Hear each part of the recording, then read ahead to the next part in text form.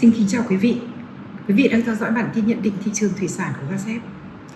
Thưa quý vị, trong bối cảnh thị trường thế giới còn nhiều biến động, sức mua tại nhiều nước chưa phục hồi rõ rệt, các yêu cầu về truy xuất nguồn gốc, chống khai thác bất hợp pháp và tiêu chuẩn nhập khẩu ngày càng khắt khe, xuất khẩu thủy sản của Việt Nam vẫn ghi nhận kết quả đáng khích lệ.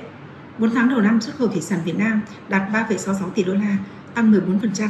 Riêng trong tháng 4, kim ngạch xuất khẩu vượt mốc 1 tỷ đô la, tăng 12%.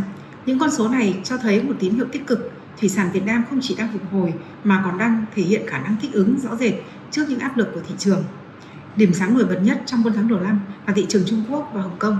Xuất khẩu sang khu vực này đạt 1 tỷ đô la, tăng 45%, đóng góp hơn 70% phần tăng thêm của ngành. Động lực chính đến từ ngành tôm, đặc biệt là tôm hùm và tôm chân trắng.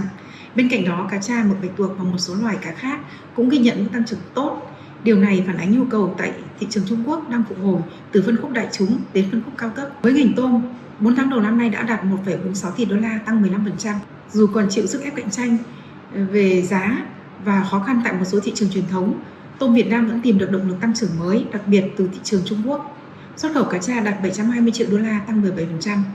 Trong bối cảnh người tiêu dùng tại nhiều thị trường vẫn thắt chặt chi tiêu, lợi thế của cá tra là sản phẩm cá thịt trắng có giá hợp lý, nguồn cung ổn định và phù hợp với nhiều phân khúc tiêu dùng. Không chỉ tôm, cá tra, các nhóm hàng khác cũng có tín hiệu tích cực. Mực bạch tuộc đạt 232 triệu đô la, tăng 16%, nhuyễn thể có vỏ đạt 99 triệu đô la, tăng 22%. Trong đó, Mỹ và EU vẫn là những thị trường có đóng góp đáng kể. Tuy nhiên, bức tranh xuất khẩu còn nhiều thách thức. Mỹ và EU vẫn là hai thị trường tạo nhiều áp lực. Xuất khẩu sang Mỹ đạt 516 triệu đô la, giảm 3%. EU gần như là đi ngang, chỉ tăng 0,5% trong 4 tháng, và riêng trong tháng 4 xuất khẩu sang EU giảm 11%.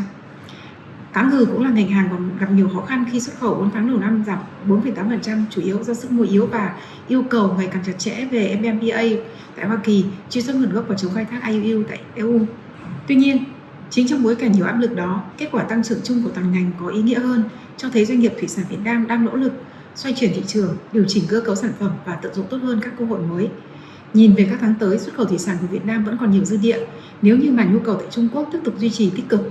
Cá tra giữ được lợi thế cạnh tranh và các doanh nghiệp chủ động hơn trong việc đáp ứng các tiêu chuẩn tại Mỹ và EU cũng như là các thị trường cao cấp khác.